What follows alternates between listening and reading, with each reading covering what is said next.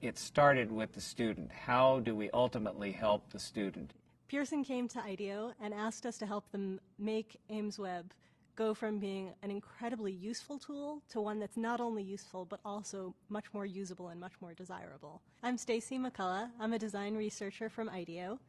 Educators are busy people. I mean, they're working. They don't have time to learn applications or learn the intricacies of different things within an application. My name is Jay Anderson. I'm the Director of Commercialization for the Aimsweb product line. We took that product and now we turned it into a great product. My name is Joe Grostadier and I'm Vice President of Marketing and Product Management.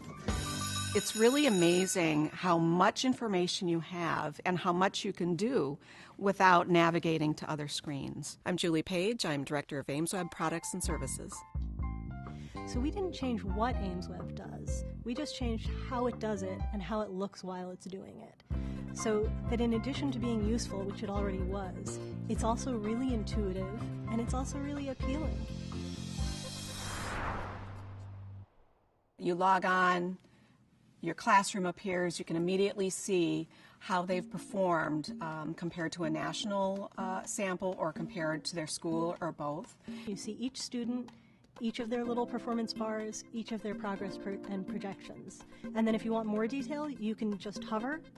For example, you hover on the projection and it tells you either keep doing what you're doing or hey, you better make a change. You can click on a student and right in the sidebar see all the rest of that student's highlights.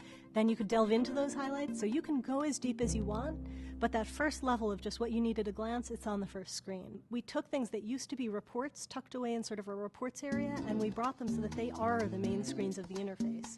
So when you turn the thing on, you see your kids, you see which ones are performing well. You have this powerful data, but you don't have to swim through a lot of results to see what's important and what you need to do about it.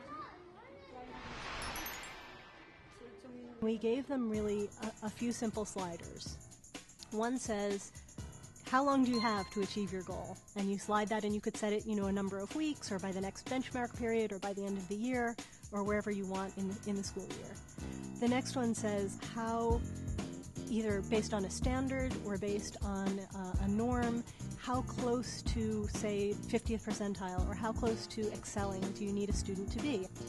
Finally, the result of those two sliders tells you whether your goal is quite aggressive based on the ton of data that Aimsweb has about how much kids can learn week to week, or whether it's really conservative and you could push a little harder and get to your goal sooner, or whether it's a really good balanced goal. We're not just giving you the tool, we're giving you our years of experience and what we've learned about how to set goals.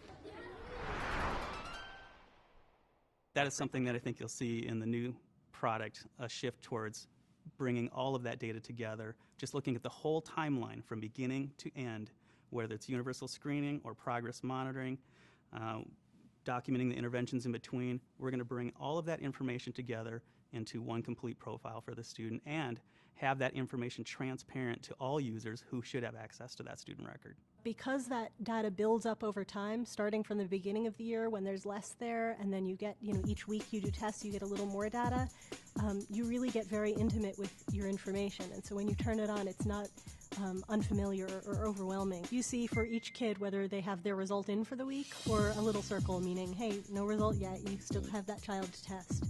And if it goes by and you get, say, 3 of those in a row, they turn pink. And if you roll over it, you can see, like, wow, you've missed 3 tests. And, you can either clear those alerts or know that, oh, I really better pull that kid in. We wanted to make it so that it was really clear what was going on and so that it was actionable. You knew whether to stay on track or whether to change your plan. Telling them either, yeah, you're on track, keep doing what you're doing, in which case it's green, or no, you're not going to make your goal and you've got to do something about that. The other thing I think that users are going to appreciate in the new Aimsweb is the reporting features and functionality. I mean, that's the core of what Aimsweb is. It's what we do. We collect data, we report data. There's a profile for each student. And in the profile page, you could see how they've done on each test, the benchmarks, the intervention, the weekly tests. You can see what their plan is. You can see what teachers or groups they're part of. There's a reports dashboard. Are we making adequate yearly progress? Or how are my 3rd graders going to do on the state test? It's not just good looking, it's not just slick graphics. but the tool is really easy to use. Making it dynamic where it makes sense for it to be dynamic, like in the reports. It started with the student. How do we ultimately help the student? Probably my favorite moment and what I'm most proud of is when I had an opportunity to see actual users look at an early prototype. Really fantastic. And I think that you're really going to see smiles. We did it. The people we showed it to think that it's going to help them help kids succeed better.